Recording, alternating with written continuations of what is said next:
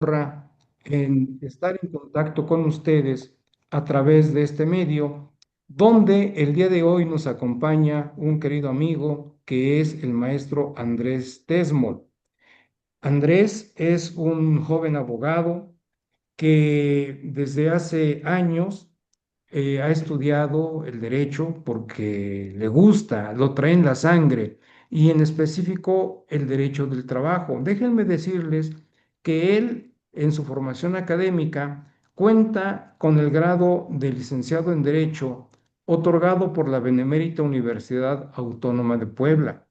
De igual manera, tiene la maestría en Derecho del Trabajo y Seguridad, otorgado también por la misma universidad, y actualmente se encuentra cursando nivel doctorado en la Benemérita Universidad Autónoma de Puebla.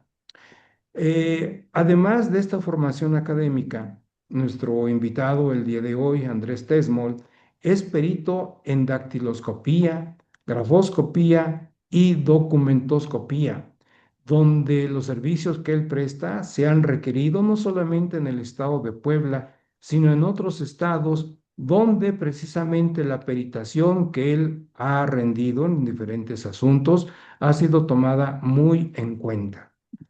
Agregando a lo anterior, debo señalar que él ha sido jefe de Departamento de Seguimiento de Litigios en la Secretaría de Economía del Estado de Puebla. De igual manera, ha sido jefe de Departamento de Análisis, Consultoría y Proyectos Normativos en la Secretaría antes aludida. Y finalmente ha sido encargado de despacho de la Subdirección de Convenios y Contratos en la misma Secretaría de Economía del Estado de Puebla.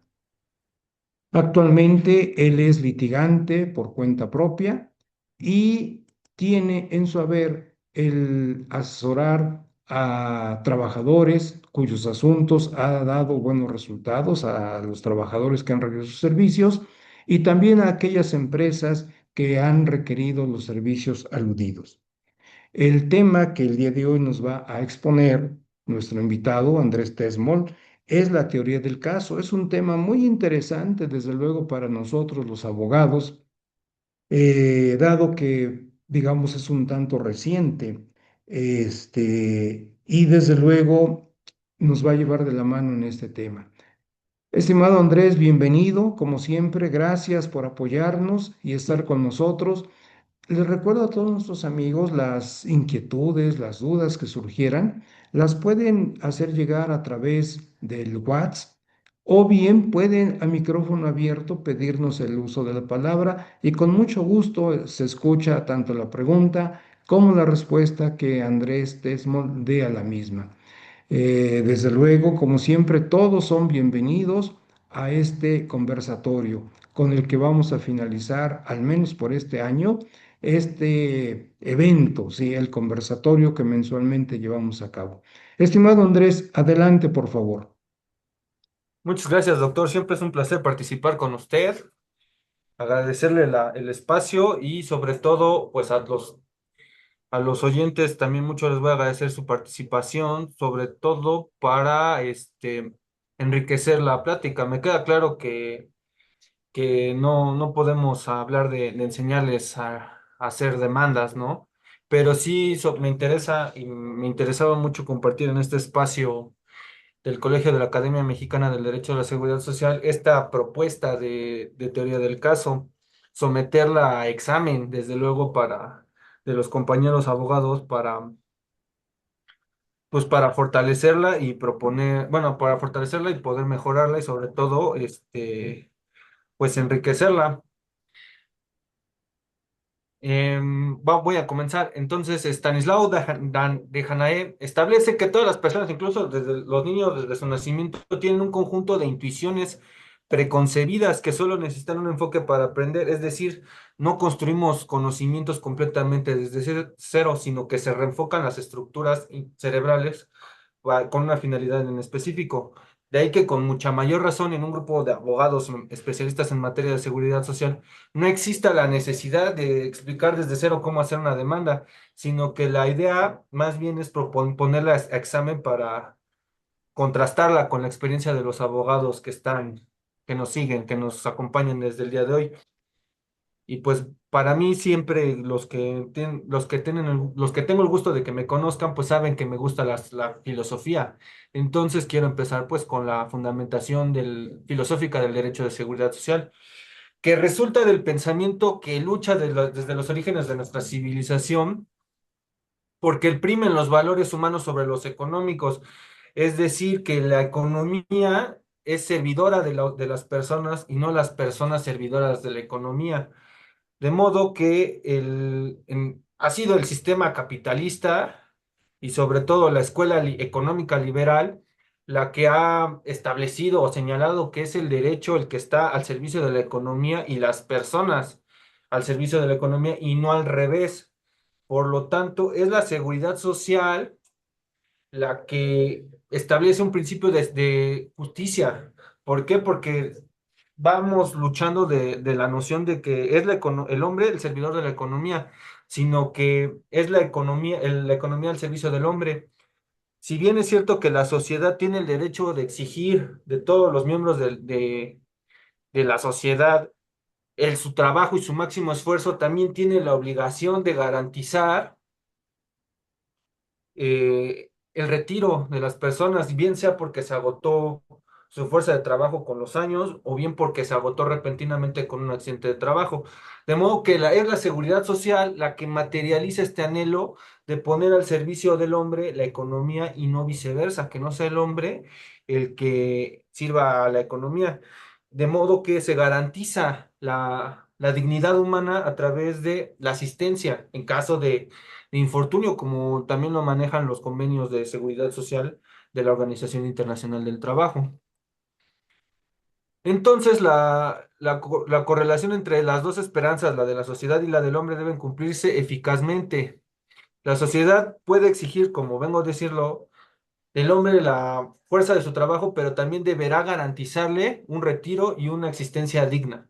De modo que esto es el espíritu de la seguridad social, por eso es indispensable y por eso para mí es la materia más bonita que nos brinda el derecho y sobre todo el derecho del trabajo. Entonces, pues ya una vez expresado qué es la seguridad social, voy a plantear el problema. El problema, según yo lo veo, radica en el artículo 899C de la Ley Federal del Trabajo, que establece numerosos requisitos. En un solo artículo pone numerosos requisitos para el trámite de la demanda de la seguridad social. Concretamente, concretamente con la demanda de seguridad social, le pone varios requisitos a diferentes acciones, a la demanda de otorgamiento de pensión por riesgo de trabajo, a la reclasificación del riesgo de trabajo, al otorgamiento de pensión de viudez, al otorgamiento de algún beneficio de maternidad no reconocido y también a la devolución de las aportaciones de seguridad social, siendo que son acciones diferentes una de la otra. Entonces, aquí un solo artículo se exige, reglamenta el trámite de todas las acciones de seguridad social, que son incluso más que las de derecho del trabajo, porque en derecho del trabajo, en materia individual, tenemos reinstalación, indemnización y alguna que otra vez, puede ser o nulidad de la rescisión o rescisión de trabajo, pero normalmente solo son dos, indemnización y reinstalación. Y un solo artículo regula toda la gama de juicios, de juicios de seguridad social. Entonces, este artículo también queda pie a que los secretarios e instructores hagan requerimientos muchas veces de documentación sobre todo de documentación que no es necesaria, de ahí que sea necesario y que se delimite una teoría del caso que permita explicar por qué si cuento con una documentación determinada, por qué no cuento con otra documentación y explicar por qué a pesar de que no cuento con esa documentación, el trámite es procedente. Yo lo llamo como explicar por qué tengo lo que tengo y por qué no tengo lo que no tengo. Esto es una, una secuencia híbrida de argumentación con narración de hechos. Entonces, esto es lo que me permite proponer que haya una teoría del caso en materia de seguridad social y desde luego en materia laboral también, pero como estamos en seguridad social, pues vamos a hablar de seguridad social. Y esto también tiene sentido en en esta jurisprudencia de la segunda sala que se denomina conflictos individuales de seguridad social. Si bien la demanda presentada por el actor debe cumplir los requisitos previstos en el artículo 899C de la Ley Federal del Trabajo, solo debe contener aquellos que sean relacionados con la acción intentada. Entonces, es de esta manera que no las demandas de seguridad social van a requerir que yo satisfaga todos los requisitos del artículo 899C de la Ley Federal del Trabajo. Luego, entonces, esta es la idea que se plantea en este momento. ¿Por qué hablo de implementar una teoría del caso en materia de seguridad social? ¿De dónde saco el fundamento? Bueno, pues de entrada, pues tenemos un deber de lealtad y comercial para el derecho soviético, dice Mauro Capelletti en su obra El derecho, derecho civil comparado, establece que el derecho soviético introdujo un deber de lealtad, es decir, que impone a las partes el, un deber de conducirse con honestidad. Esto es de la parte defensora de no alegar hechos que sepa que son falsos y de no negar los hechos que sepa que son verdaderos. Desde aquí tenemos una obligación ya de conducirnos con honestidad y esto pues está previsto también ya o ya en en nuestro contexto en el artículo 48 de la Ley Federal del Trabajo, en el último párrafo que establece que los abogados litigantes que promuevan acciones, excepciones, incidentes y diligencias en general pruebas o recursos de forma notoriamente improcedente, se harán acreedores a una multa de 100 a 1000 días de la unidad de medida y actualización. Esto también está previsto en el 48 bis de la Ley Federal del Trabajo, que establece que a los litigantes se les va a sancionar cuando presenten hechos notoriamente falsos en el juicio laboral sobre la jornada y la antigüedad del trabajo. Entonces, a partir de aquí yo ya tengo el deber procesal de conducirme con lealtad y sobre todo nace tiene una consecuencia lógica. ¿Qué consecuencia lógica es? Que si se constata que durante la narración o durante la etapa de juicio constatan que hay hechos notoriamente falsos respecto a la contratación, antigüedad o salario, es es, es notoriamente, vamos a tener un resultado incongruente. ¿Por qué? Porque al final sería improcedente o sería inviable que se condenara a un juicio, sobre todo si se negara la relación de trabajo, se condenara a una relación de trabajo con hechos notoriamente falsos. Por ejemplo, que hay, y siempre los hubo, que quienes afirmaban que ganaban salarios de 1000 pesos diarios siendo de intendencia, que tenían antigüedades más largas, etcétera. Entonces esto ya nos empieza a hablar de una homogeneidad en la narración, una narración que sea verosímil de principio a fin, que no puedo falsear o puedo variar hechos sobre la contratación, que al final va a tener una repercusión en la naturaleza de la relación de trabajo. Yo lo expongo mucho con un ejemplo de que tuvimos un asunto de que era un actor que dijo que era miembro de una mesa sindical, que era empleado, siendo que las mesas sindicales son consecuencia de una elección, pues no podía ser una persona externa, no podía ser parte de una mesa sindical.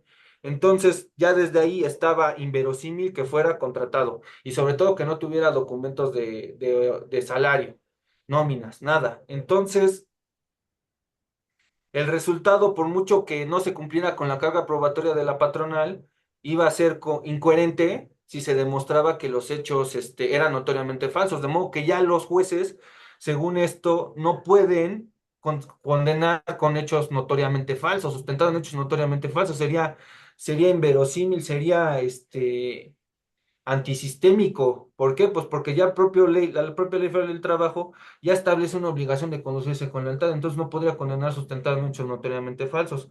Por lo tanto, empezamos a notar la la necesidad de tener una narración y un discurso homogéneo y coherente, y generalmente apegado a la verdad.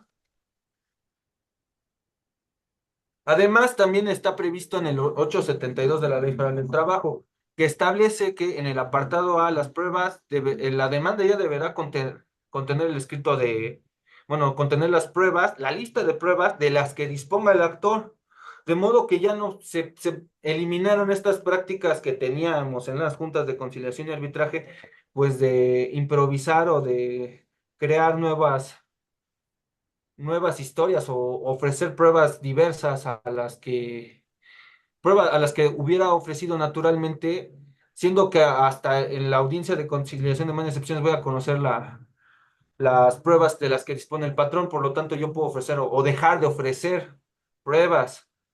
Y aquí no, ahora ya nos introduce un deber de lealtad procesal que nos obliga a narrar todo desde el principio y aportar las máximas pruebas que yo tenga para no fabricar hechos o no alterar hechos o no variar información o elementos probatorios que pudieran conceder o obtenernos una ventaja procesal indebida. Entonces ya podemos ver que ahora nuestra narración tiene que ser coherente desde el inicio, ya no puede variarse o improvisarse según vayan avanzando las etapas, como sí lo permitía el viejo procedimiento. Además, como si bien no está expresamente previsto en la Ley Federal del Trabajo, como sí lo está en el Código Nacional de Procedimientos Civiles y Familiares y en el Código Nacional de Procedimientos Penales, estos dos códigos sí prevén la existencia de una teoría del caso. En el Código Penal, pues se prevé los alegatos de apertura, igualmente en el Código el Código Nacional de Procedimientos Civiles y Familiares. Por ende, yo puedo ver que aquí ya hay una obligación bueno, más bien, si la estructura se replica, que es etapa instructiva, que estamos hablando desde la presentación de demanda hasta la audiencia preliminar y posteriormente en la audiencia de juicio, y se replica esa estructura tanto en Código Nacional de Procedimientos Penales como en Código Nacional de Procedimientos Civiles y Familiares, naturalmente van a girar en torno a lo mismo, a la teoría del caso. ¿Por qué? Pues porque en el 394 del Código Nacional de Procedimientos Penales establece que una vez abierto el debate, el juzgador que presida la audiencia pues, concederá la palabra al Ministerio Público para que de manera concreta y oral formule la acusación y una descripción de las pruebas que utilizará para demostrarla. Y acto seguido, pues le va a dar el mismo derecho a la defensa. Posteriormente, en el 678 del Código Nacional de Procedimientos Civiles y Familiares, vemos lo mismo. Abierta la audiencia de juicio, la autoridad jurisdiccional escuchará los alegatos de apertura, que serán la teoría para exponer sus respectivas teorías del caso. Entonces ya tenemos, si se replica la estructura, pues van a girar en torno a lo mismo, a la teoría del caso. Ahora nuestra demanda tiene que narrar en torno a una narración homogénea, que ya no va a permitir que esté improvisando conforme a las pruebas de las que disponga el patrón. Y sobre todo, también esto lo llego a ver mucho con el seguro social, que el seguro social al contestar la demanda dice, el hecho uno ni lo afirmo ni lo niego porque no es hecho propio. Y así se la pasa negando todos los hechos y revierte carga probatoria. Entonces no establece ninguna carga, ninguna teoría del caso. O sea, el IMSS no maneja ninguna teoría del caso, ni el Infonavit. Y esto para mí tendría que traerles consecuencias pues, de no tener por demostrada o puesta ninguna excepción, porque para todo revierten cargas probatorias. Y lo mismo pasaba con los actores. Los actores también rara vez establecían fecha de ingreso categórica. Bueno, sí, fecha de ingreso categórica sí, pero no tenían, decía, contratación oral o escrita, salario de 1,000 pesos, forma de pago, este, físico en efectivo o por vía nómina. Entonces teníamos una improvisación y el juez tenía que resolver aquí. No, ahora repito e insisto, tiene que ser una narración coherente con las pruebas y que explique y que sea capaz de argumentar por qué dispongo de cierto acervo probatorio y por qué no dispongo de cierto acervo probatorio. Una vez expuesto el antecedente y fundamento de la teoría del caso, se pasa a entender qué entiendo por teoría del caso, la cual es la presentación de los hechos que se hace ante un juez de la forma en la que los hechos objeto de juzgamiento habrían ocurrido. Debe ser una especie de fotografía que sea capaz de transmitir de manera coherente y plausible lo acontecido. Es una narración coherente y ya no puede variar, como sí ocurría muchas veces durante el proceso laboral tradicional. Floris J. Bex expone que la teoría racionalista de la prueba asumía que el conocimiento sobre los hechos debe probarse y sustentarse de forma racional. Por ende, no podríamos tener ya trabajadores de intendencia que ganen 1,000 pesos o 2,000 pesos, no solo por una obligación de racionalidad, sino también por una obligación de verosimilitud. No puede ya, bueno, más bien no solo por una obligación de lealtad procesal, sino por una cuestión de racionalidad. ¿Qué tan creíble es que esta persona gane ese salario?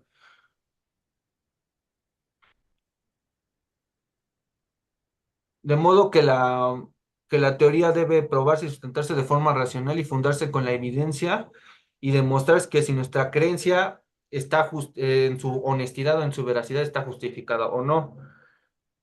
Tenemos dos enfoques, un enfoque narrado, bueno, basado en historias y otro en argumentos, pero vamos a tener posteriormente uno mixto. Es decir, un enfoque más basado en historias va a ser una narración compatible con los elementos probatorios disponibles y que no solo debe ser compatible, sino coherente. De ahí que nuestros datos probatorios ya no deberían variar, ya no pueden improvisarse.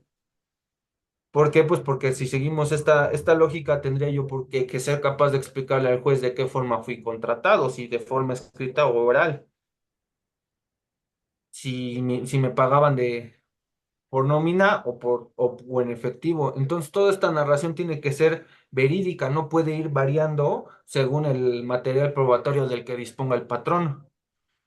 Lo mismo y así el juez comparará las historias encontradas para determinar cuál es la mejor. Entonces va a comparar de forma las historias y ya no solo por episodios o por incisos de la demanda. Tiene que comparar la historia por completo y tiene que llegar hacia un proceso de cuál es la historia más sólida.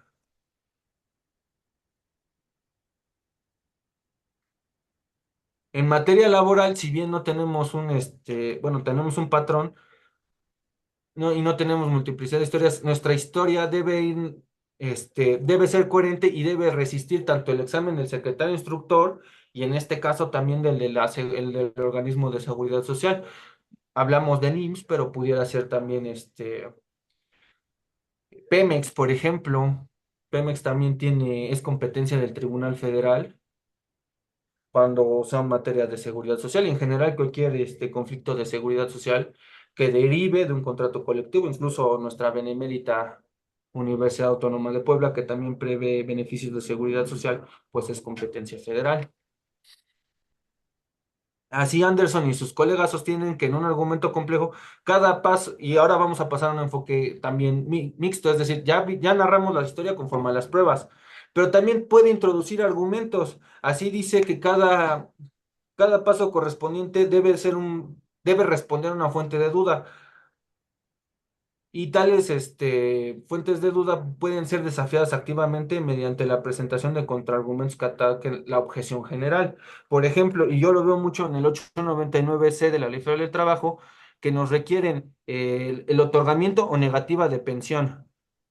Invariablemente, cuando sea un conflicto de naturaleza de seguridad social, sea devolución de aportaciones, sea riesgo de trabajo, invariablemente van a pedir el otorgamiento y negativa, cuando por argumentación o por análisis se puede demostrar, por ejemplo, que la persona, que el hijo de don Miguel, pensemos, es quien ejerce la devolución de aportaciones de seguridad social, las cuales derivan de que esta persona no gozó de una pensión.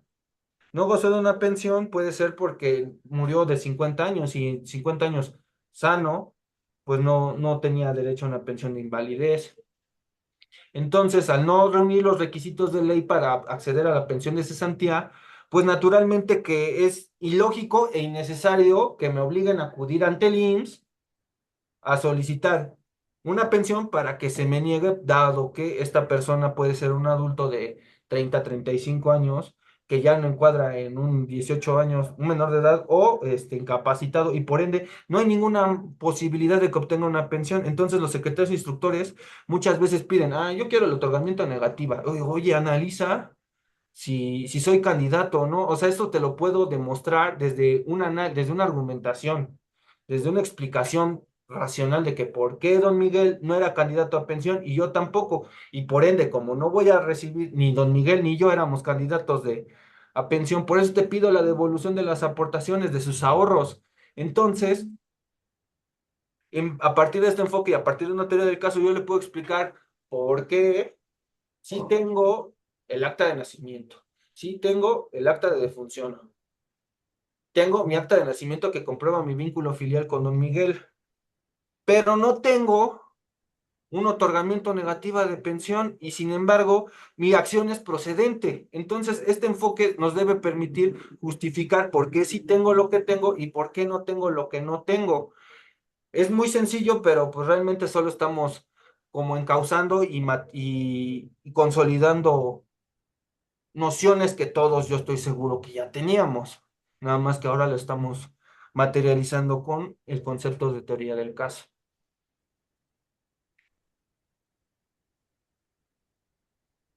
Así Pennington y Hastie, otros lectores, otros analistas señalan que en detalle que diversos criterios determinan la calidad de una historia y por lo tanto la confianza que se tiene en ella. Explican que una buena historia, es decir, una historia en la que tiene un alto nivel de confianza, debe explicar la evidencia disponible, ser consistente con ella y coherente. Y así también estos criterios deben ser aplicados para ver qué caso es mejor. Y repito, y enfatizo mucho en esto, o sea, o sea, se tiene que calificar la historia tanto a nivel narrativo, probatorio y argumental. Ya no puede ser ni a discreción del tribunal, ni, ni mucho menos obteniendo resultados inverosímiles o incoherentes, sino que ahora tiene que ser razonable y consistente toda la historia. Ya repito, no puede ser que se obtengan resultados por cargas de la prueba, y esto también me permitiría afirmar que la teoría de la carga de la prueba está siendo desplazada dentro del proceso laboral, porque estamos transitando a un nuevo sistema de justicia laboral en la que se tiene que resolver con pruebas, con abundancia de pruebas en un sistema de colaboración probatoria y de honestidad que, que ya no es compatible con el viejo sistema tradicional en el que inventaban lo que quisieran y obtenían laudos condenatorios.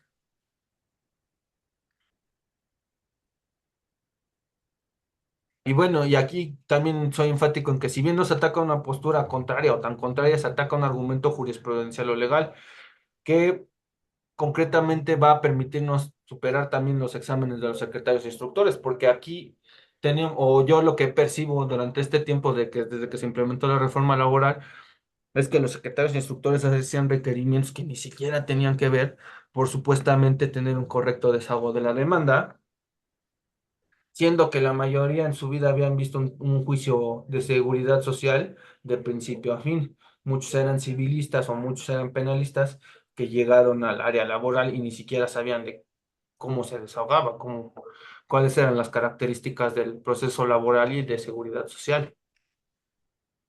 Ahora bien, ¿a partir de qué conceptos vamos a construir esta narración? Pues para mí, desde mi perspectiva, bueno, no desde mi perspectiva, yo considero conveniente partir desde los conceptos que están establecidos en el convenio 102 de la Organización Internacional del Trabajo, el cual son tres conceptos muy básicos, que es el de seguro, que la palabra designa una protección contra ciertas contingencias y como paliativo de estas. El seguro es un medio jurídico de satisfacer necesidades futuras originadas por un siniestro posible. Así, al ocurrir esta determinada contingencia siniestro, puede ser el accidente de trabajo, la enfermedad natural o un estado de indefensión o de vulnerabilidad que puede ser la maternidad. eh, el Estado se ve obligado a paliar o asistir, en este caso, a las personas a través de la implementación de los seguros. Y la contingencia, pues, es el evento que produce perjuicios determinados en la integridad física del asegurado, así como en su patrimonio o dependientes económicos, de los cuales la seguridad social se encarga de proteger mediante prestaciones médicas y económicas, es decir, puede ser el accidente para el asegurado o su muerte. Y entonces va a encargar de asistir al trabajador y a sus beneficiarios o deudos cuando ocurra esta contingencia. Y también tenemos periodos de calificación. En general, todos los seguros lo tienen. Puede ser, o sea, la ley del Seguro Social lo establece como semanas de cotización. La ley del ISSSTE lo prevé como meses, pero en general todos prevén periodos de espera que son un lapso de tiempo y o acumulación de cotización o de residencia o cualquier combinación de los mismos para acceder a determinado seguro. Puede ser que también incluso los contratos colectivos también lo prevén todos los contratos colectivos y leyes de seguridad social prevén seguro, contingencia y periodos de espera. Entonces, estos son los tres requisitos que se tienen que acreditar para acceder a un seguro del servicio de seguridad social, valga la redundancia. Entonces, yo voy a integrar mi esquema de mi teoría del caso a partir de un esquema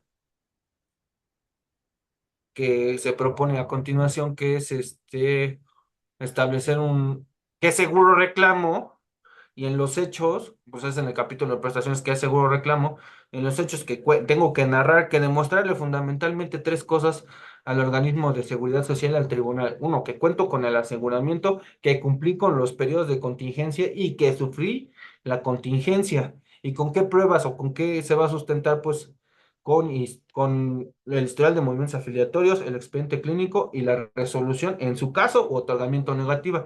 Entonces yo ya estoy sosteniendo mi historia en elementos probatorios y argumentativos, todos de la mano, todos concatenados. ¿Y por qué es importante? Pues para tener una dirección específica de lo que reclamo y por qué reclamo lo que reclamo y qué documentos necesito. Esto es lo que les mencionaba, que el 899C da pie a que los secretarios me requieran cualquier cosa. Entonces, con esta brújula, que es mi teoría del caso, yo le explico al secretario instructor por qué sí exhibo lo que tengo y o por qué no tengo lo que no tengo y dónde lo puedo conseguir. Estas cargas argumentativas también pueden servir incluso en materia laboral para explicar por qué es procedente la inspección ocular, porque, a ver, ¿por qué pido la inspección ocular? Porque yo no lo tengo. ¿Por qué no exhibo el contrato de trabajo? Pues porque el patrón no me lo dio, pero sí lo firmé. Entonces voy dando indicios y narraciones coherentes para que al final tenga una teoría del caso exitosa. Porque muchos dicen, celebré contrato por tiempo, celebré contrato verbal y en la inspección piden la exhibición del contrato. O sea, no tienen coherencia. Y esto también incluso si algún juez me escucha, pues también sería un criterio para desechar pruebas, porque no son capaces de explicarme por qué sí me exhiben pruebas, por qué no me exhiben pruebas. ¿Y por qué o sea, o incluso en las réplicas llegan a ofrecer pruebas para demostrar o para desvirtuar alguna excepción, lo cual es improcedente? Entonces, a partir de esto, yo ya tengo un criterio no solo de narración, sino incluso de admisión o de desechamiento de pruebas. ¿Por qué me ofrece una prueba que ni siquiera está mencionada en el capítulo de hechos? Entonces, aquí tiene que ya ir una coherencia, una secuencia. Ya no solo ofrecer pruebas y ver qué me admite el juez y a ver qué encuentra dentro de lo que entre presunciones y entre presunciones y documentos. Entonces, yo voy a acreditar el 899C de la Ley Federal del Trabajo a partir de esto. En la fracción uno me establece que debo exhibir o señalar nombre y domicilio de la fecha y fecha de nacimiento de la promovente y los documentos que acrediten su personalidad.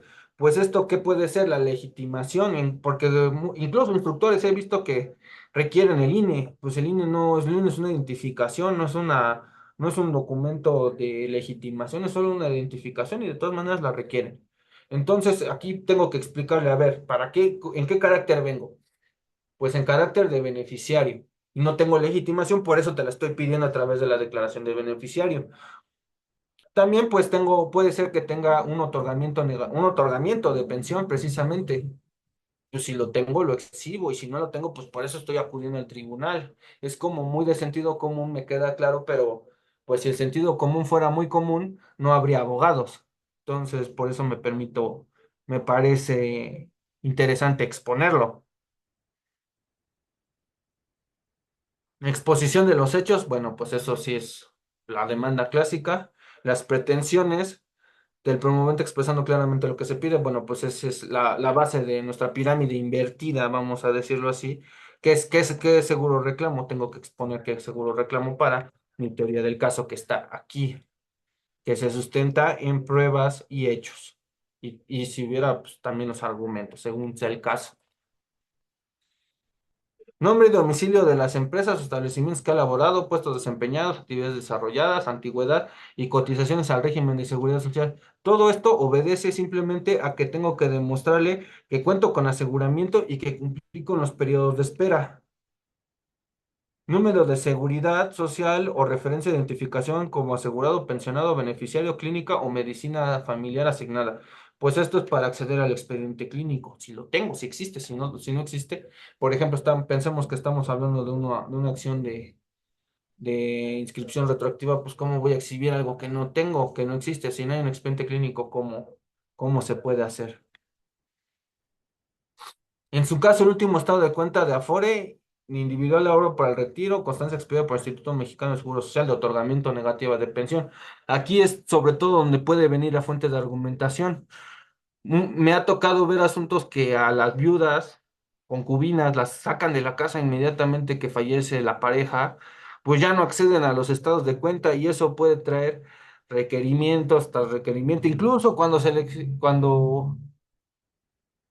explica al secretario instructor, pero entonces aquí también es como una argumentación, decirle, a ver, secretario instructor, yo no tengo acceso a esa documentación porque me sacaron del domicilio donde vivía con mi concubino, tendría que eximirlo. Y ahí explico coherentemente por qué no lo tengo. Y además da pie a que se analice con perspectiva de género. Y ya es una narración coherente, no nomás pido que se analice con perspectiva de género, sino que estoy implementando el marco argumentativo para que ésta sea plausible. No solo es aplicarlo por aplicarlo, sino que tiene una estructura lógica, argumentativa y narrativa que se implementa pues, a partir de una teoría del caso.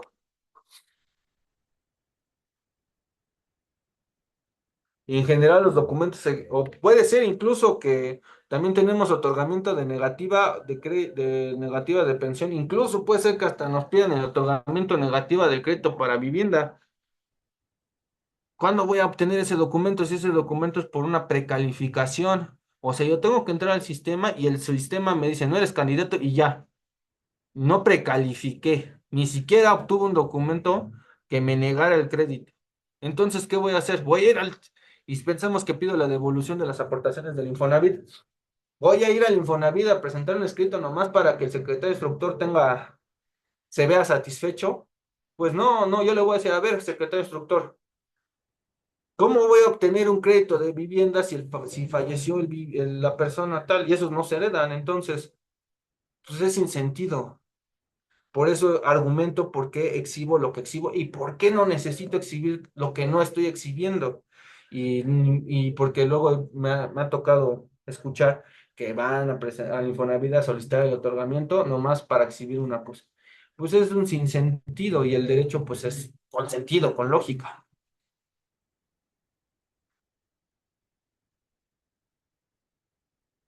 Los documentos expedidos por los patrones del Instituto Mexicano del Seguro Social y en general todos los documentos necesarios para la sustanciación del procedimiento con apego al principio de inmediatez. Pues precisamente por eso, o sea, esta teoría me va a permitir argumentar y contraargumentar contra este artículo, contra el 899C de la Ley Federal del Trabajo. Las demás pruebas que juzgue conveniente con sus pretensiones y las copias. Pues ahora si lo presento por internet ya no tengo que exhibir copias. Y aquí ya tenemos el árbol un poquito, o la estrella, o pirámide, que yo la veía más como pirámide, pues ya más armada, más estructurada.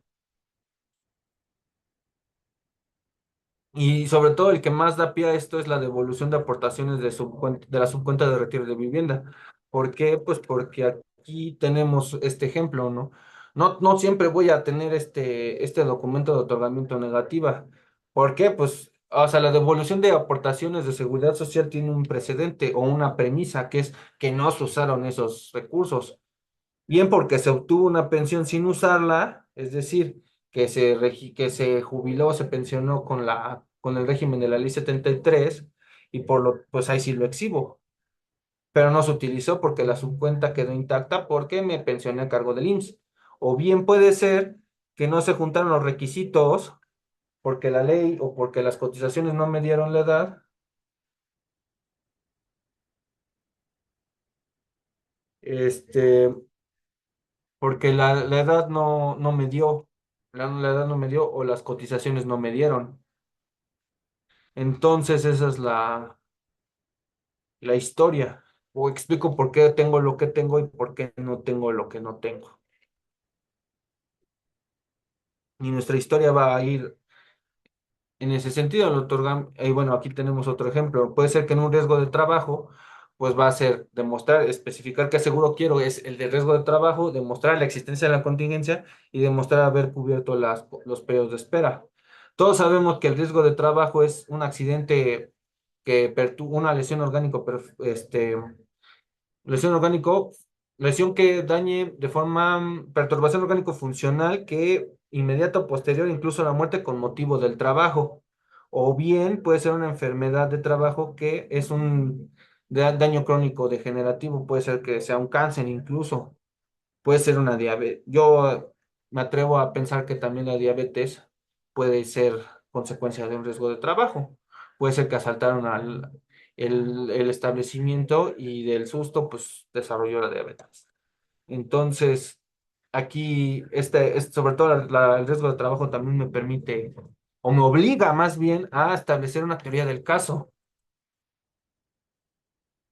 Para demostrar la laboralidad, pues siempre se remite a un formato ST7 expedido por el Instituto Mexicano del Seguro Social, en el que se asentará, pues si fue por trayecto, por comisión o etcétera. Pero ¿qué pasa? Bueno, y sobre todo también la pericial de medicina del trabajo tiene que darnos sustento en que este accidente o esta lesión o esta disminución orgánico funcional obedece a un riesgo de trabajo.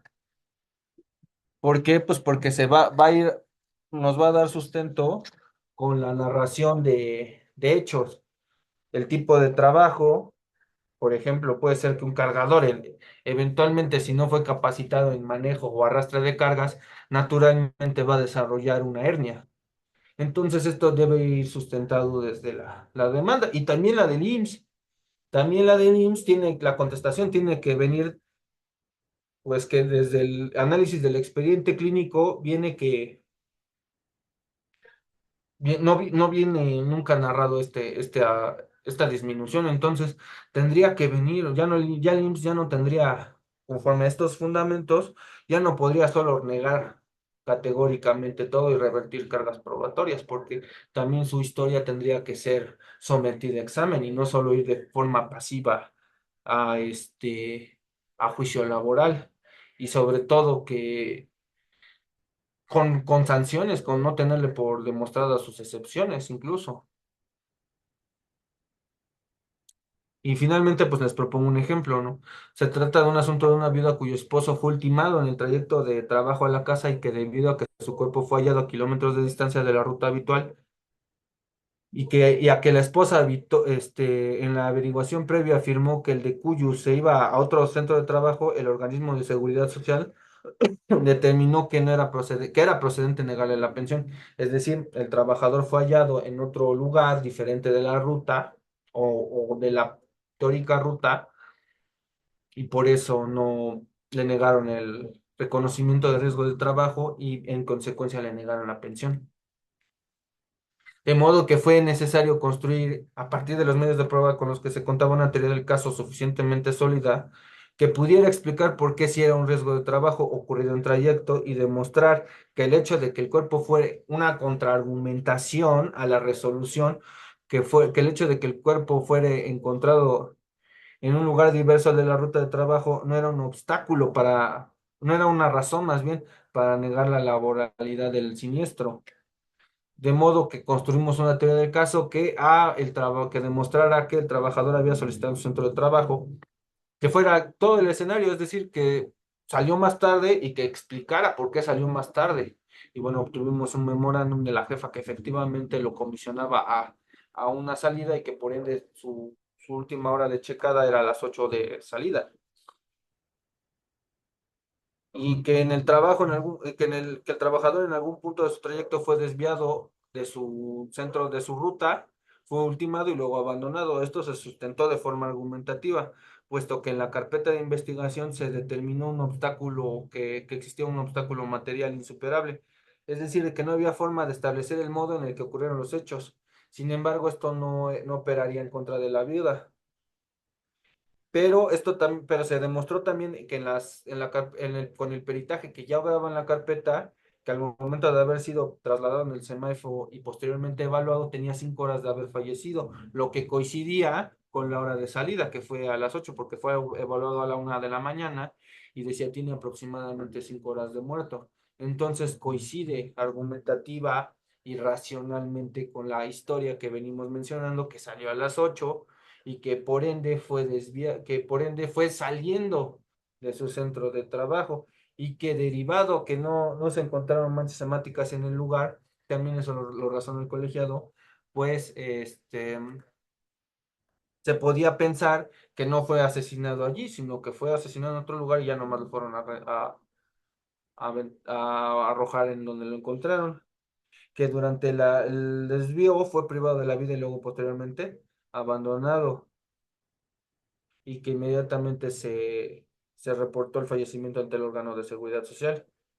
Y también incluso el organismo de seguridad social, al tener la carpeta, pues dijo, bueno, como esta persona, la viuda, manifestó que se trasladaba a otro centro de trabajo, pues ya era un suficiente motivo para negarle la pensión de viudez. Entonces, pues eso se argumentó con una cuestión de teoría del proceso, bueno, de debido proceso, que toda declaración debe ser rendida ante autoridad competente y si es una declaración preliminar que se hizo ante la fiscalía, pues no puede surtir efectos ante la seguridad social, porque no se hizo para esos efectos. Es más, ni siquiera recibió asesoría.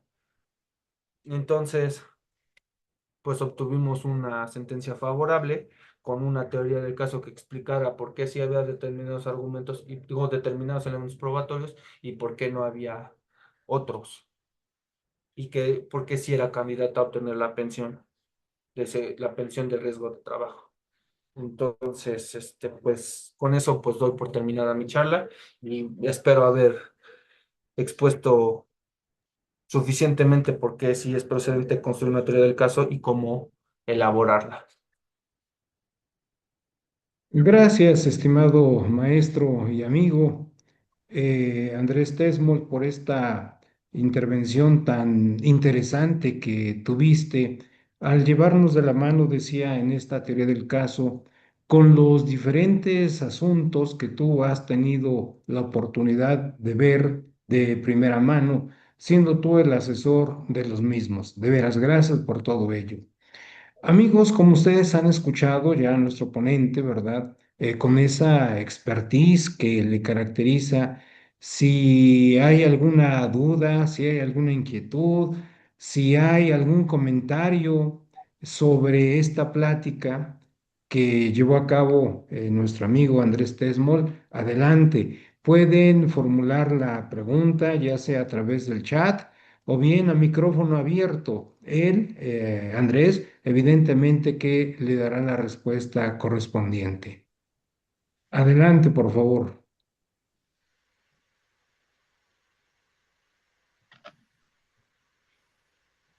¿Alguna inquietud?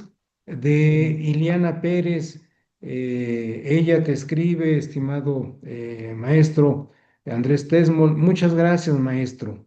Es el chat que se Ajá. nos ha permitido darle lectura. Gracias a Al- usted, abogada Elena, maestra, por acompañarnos. Además de nuestra amiga Diana, ¿alguna otra participación? Todas sus participaciones son bienvenidas. Vean cómo nuestra amiga Eliana Pérez, hasta aplausos también le Ajá. brinda a nuestro amigo. Qué bueno, ¿eh? Qué bueno. De C1 para todos. Nora Anguiano Ahora por ya Facebook no. Live. Sí, nuestra Ah, amiga Nora Anguiano por Facebook Live. Saludos desde Tampico, Tamaulipas. Excelente ponencia, gracias. Gracias, estimada doctora. Andrés, tú estás viendo también allá en tu equipo, sí, ¿verdad? Las sí, sí. interrogantes de nuestros amigos y las felicitaciones primero de Iliana y ahora de nuestra amiga Nora Anguiano. Todas Sí, las sí, sí. participaciones, reitero, son válidas, todas sin excepción. Si nos las envían por el chat o hacen uso del micrófono abierto, es adecuado. Así que jóvenes, adelante, por favor. Doctor Jacinto, buenas tardes. Hola, ¿qué tal? Buena tarde. Adelante, por favor. Doctor, yo tengo una pregunta para el maestro Tesmol, si me lo Claro permite. que sí, estimado Oscar Iván. Adelante, Andrés, nuestro amigo Oscar Iván te hace la siguiente pregunta. Adelante, Oscar, por favor. Gracias, doctor. Maestro Andrés, con relación al tema de los requisitos de procedencia para la demanda de seguridad social, me viene a la mente un caso que Ujú, hace tiempo tuve, en el cual se pretendía demandar la devolución de aportaciones ujú, hacia una Afore e Infonavit. ujú, ujú. Como bien mencionaba usted, eh, dentro de los requisitos de procedencia, pues bueno, nos piden en este caso la negativa de pensión eh, que se tenga que generar o solicitar ante el instituto y ante la aseguradora. Ha habido casos en los cuales tanto el Instituto de Seguridad, perdón, Infonavit y el Instituto Mexicano del Seguro Social, por alguna u otra razón, no dan trámite o no incluso no dan acceso para nosotros ingresar nuestras solicitudes y de esta manera nosotros no Sí, cumplimos con el requisito. sí, claro. Eh, para usted, ¿es suficiente con que en nuestra demanda se manifieste bajo protesta de decir verdad que yo, como posible beneficiario, acudí ante el instituto y simplemente no me recibieron mis documentos? ¿O qué es lo que recomendaría hacer en esos casos? ¿Por qué? Porque como bien se menciona, esa negativa de pensión, pues es un requisito indispensable que la propia ley establece y como mencionó, hay secretarios instructores que nos dicen, pues si no lo tienes, no procede tu demanda. ¿Qué es lo que recomendaría hacer en esos casos y si la simple manifestación, como comento, sería suficiente? Gracias, maestro. Pero a ver, gracias, ¿estamos hablando del estado de cuenta o del otorgamiento de pensión? Del otorgamiento de pensión, del otorgamiento Ah, de del pensión. otorgamiento de pensión, claro, yo creo que, o bueno, la postura, la propuesta es, gracias de entrada por participar, por acompañarnos. Pues la propuesta es esa, decir, a ver, yo pensemos que el caso concreto es que es un adulto joven de unos 30 años, pues obviamente no voy a ser candidato a una pensión de orfandad. Entonces, explicar tanto por Ministerio de Ley por qué al fallecido, al de cuyos no le correspondía una pensión, y por Ministerio de Ley a mí tampoco me corresponde una pensión. Entonces, siendo que por argumentación yo explico que no es que no es que no sea necesario, es que yo no soy candidato y al no ser candidato no es procedente que me requieras porque yo no soy candidato a pensión, por lo tanto no te lo exhibo. Esa es la propuesta, o sea, te explico por qué no lo tengo, porque no soy candidato, porque mi papá no era candidato. No solo es llegar y decir, no, me lo negaron o no me quisieron recibir, sino que es por qué yo no lo tengo, por qué no es procedente que se me dé. Y por eso no te lo exhibo. Perfecto, maestro. Muchas gracias. Y coincido con su argumento. No obstante, como también mencionaba hace un instante, pues bueno, cada órgano jurisdiccional tiene distintos criterios, pero creo que con base en lo que usted menciona, pues tendría que ser suficiente, ¿no? Hacerle ver a la autoridad jurisdiccional que si bien es cierto, ni el de cuyos ni el posible beneficiario somos candidatos para alguna pensión, pues bueno, que no sería requisito indispensable el presentar una negativa. No obstante que, como he mencionado muchas veces, los institutos ni siquiera dan apertura para realizar ese trámite. Exactamente. Gracias, Totalmente de maestro. acuerdo con usted, abogado Oscar. Muchas Sí, gracias, sí, sí. maestro. De nada. Y aquí pues ya nada más se podría invocar esta jurisprudencia, cortar ese diseño, acá está.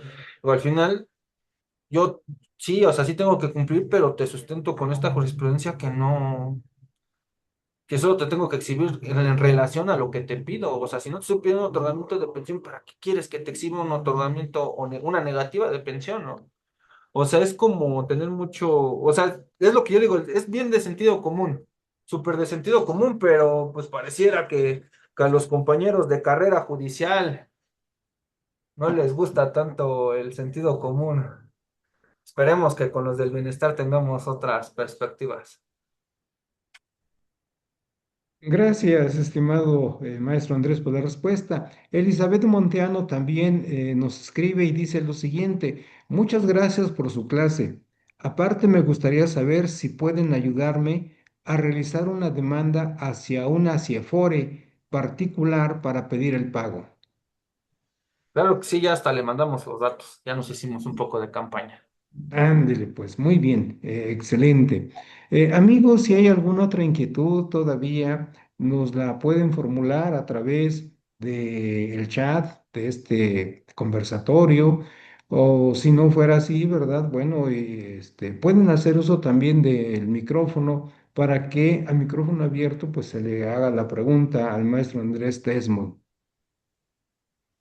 ¿Alguna otra inquietud, jóvenes? Todas sus inquietudes son bienvenidas.